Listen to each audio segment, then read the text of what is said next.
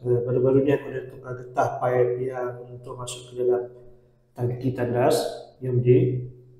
Okey, aku dah tukar ni getah pipe yang baru ya. Sebelum ni getah pipe ni kotor, so aku ganti yang baru lah. So dia macam getah plastik macam tu lah. Cuma ni aku pakai tak sampai 1 hari dah bocor. So malam-malam ni nak tidur tiba-tiba terdengar bunyi bocor. Bocor macam ni.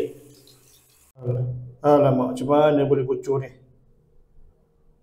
So aku pergi kedai, cari getah pipe untuk tangki tandas yang baru yang jadi macam dia, yang macam besi, harap tahan lama sikit lah. So sekarang kita pasang yang baru. Okey, dah siap. So kita try buka air, tengok air ada keluar tak.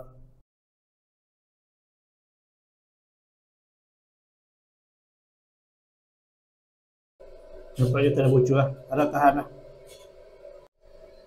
So kalau korang berminat dengan getah pipe yang jenis besi macam ni untuk tangki tandas korang, sila tekan bel kuning. Okay, bye.